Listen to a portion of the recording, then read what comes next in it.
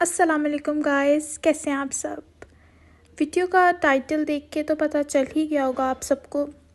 मैं जा रही हूँ उम्रा करने अपनी फैमिली के साथ। कुछ डिसाइडेड नहीं था कि हमने जाना है, अचानक ही हमारा प्लान बना है एक दिन पहले।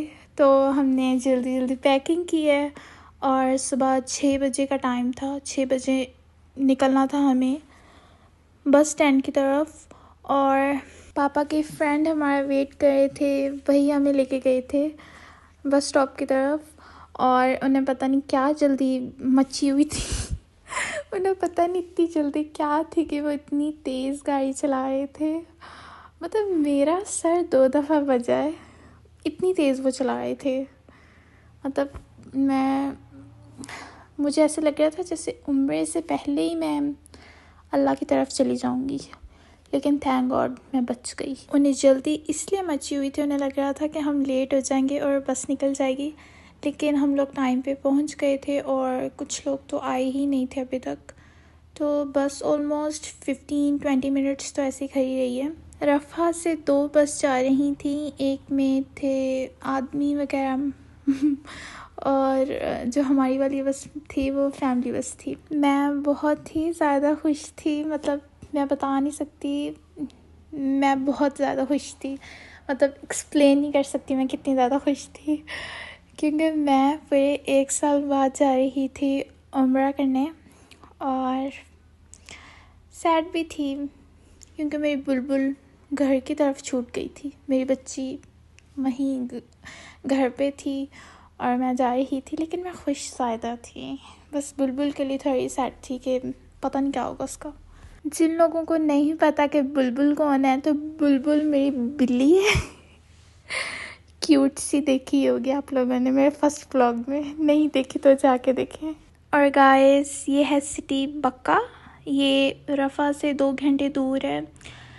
पहले तो मेरी तबीयत बिल्कुल ठीक थी 1-2 घंटे, लेकिन जैसे ही हम बक्का पहुँचे हैं तो मेरी तबीयत ख़राब होने लग गई।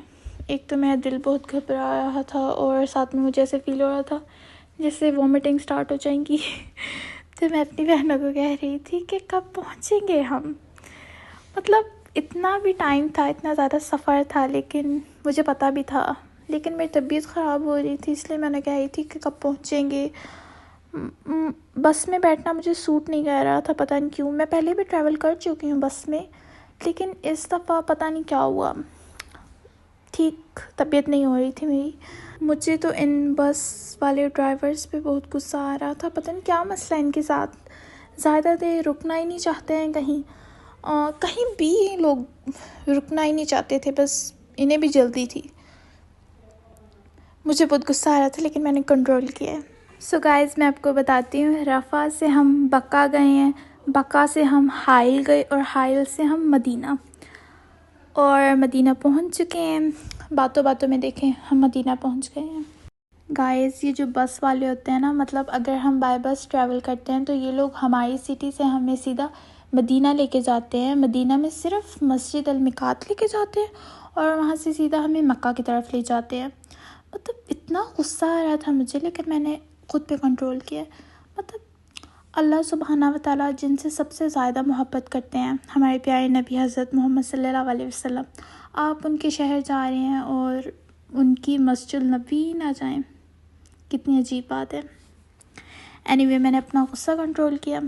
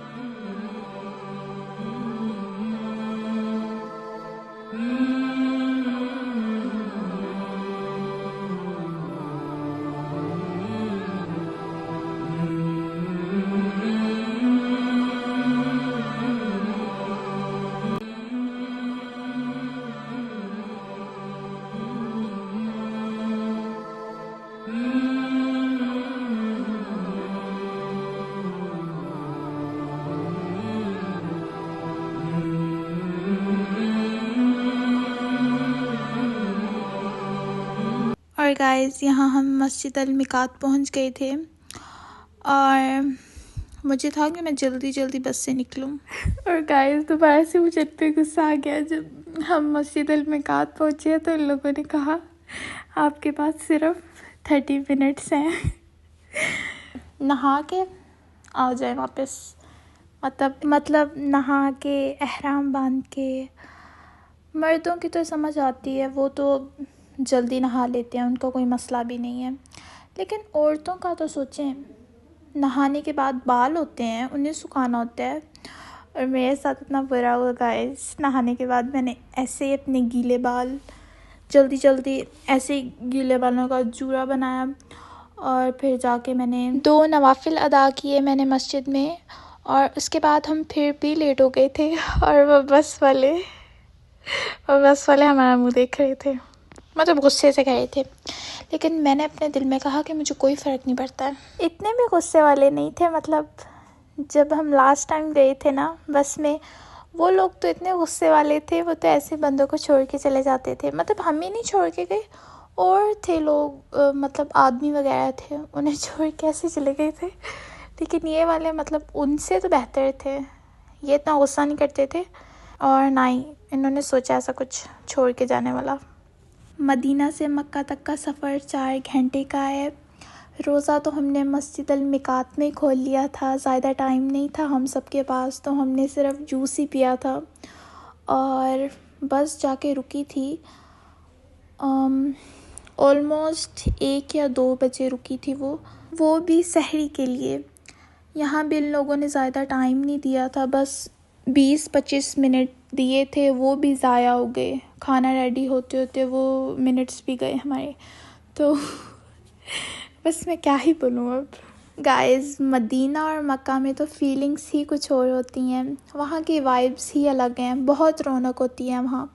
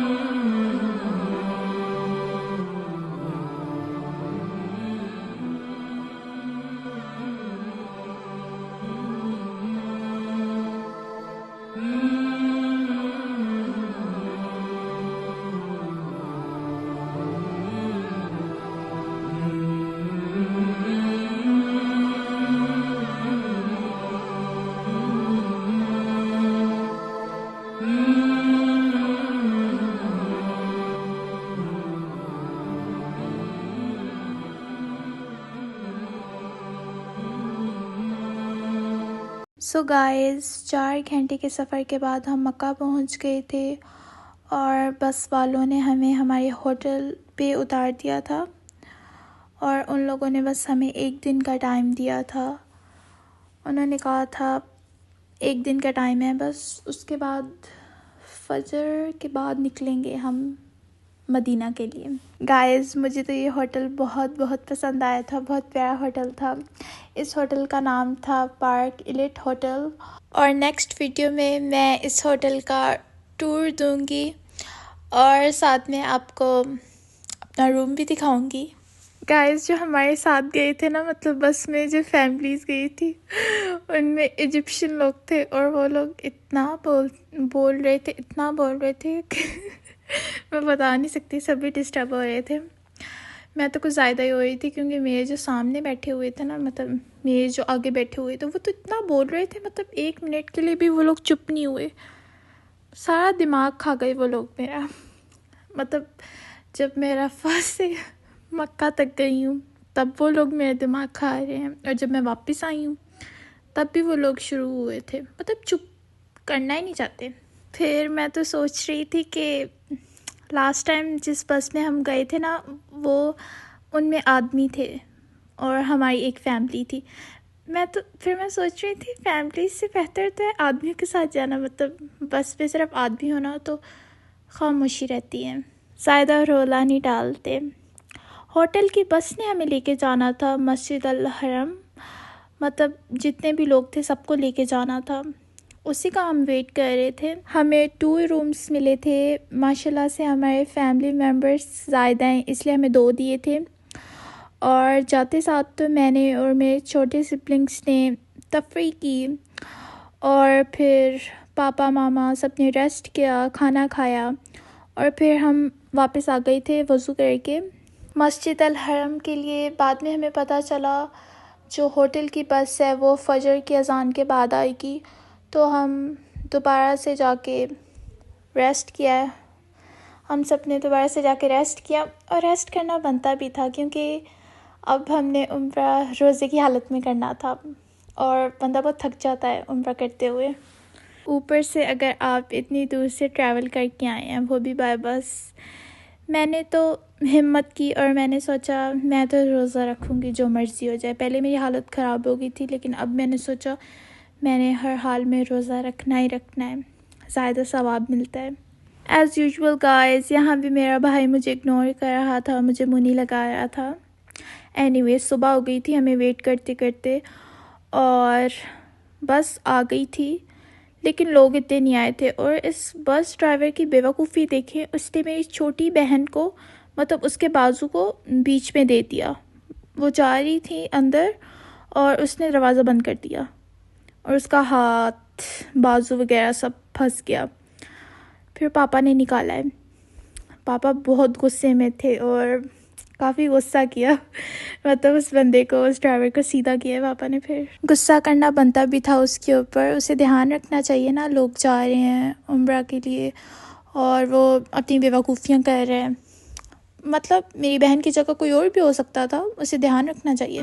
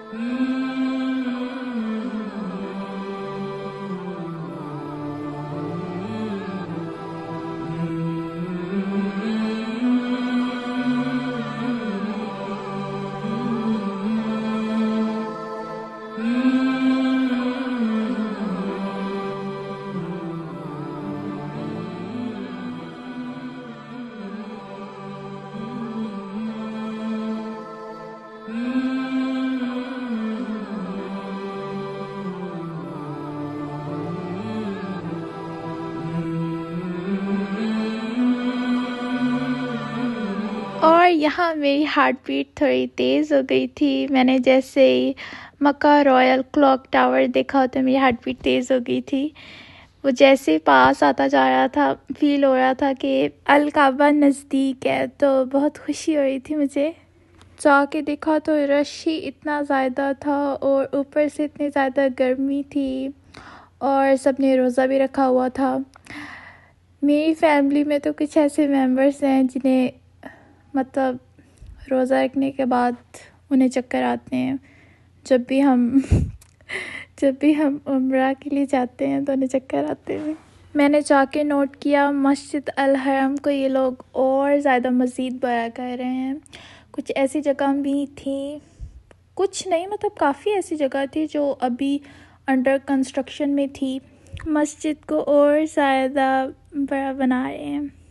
और गाइस ये देखिए माशाल्लाह से अल काबा शरीफ, मैं जब भी देखती हूँ देखती रह जाती हूँ।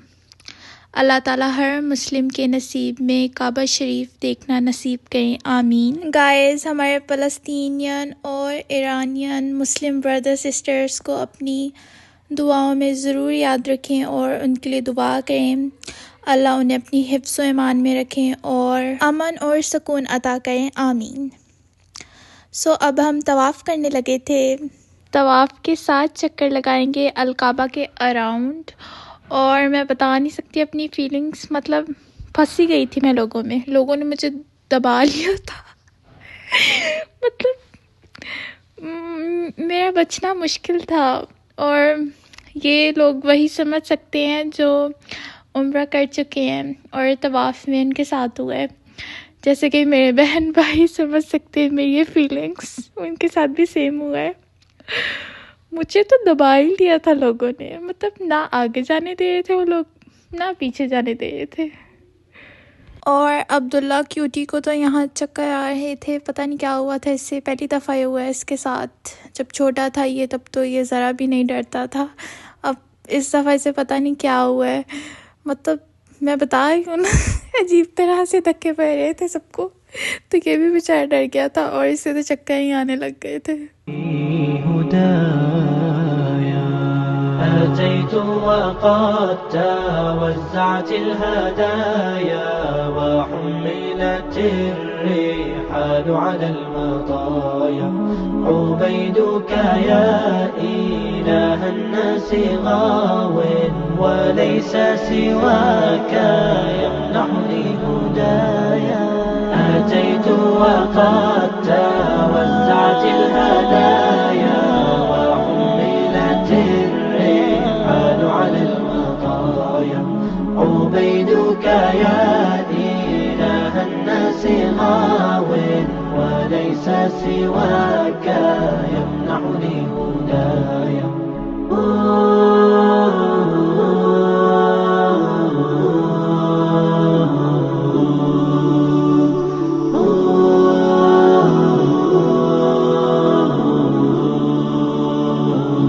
أتيت وقد توزعت الهدايا وحملت الرحال على المطايا عبيدك يا إله الناس غاو وليس سواك يمنحني هدايا أتيت وقد توزعت الهدايا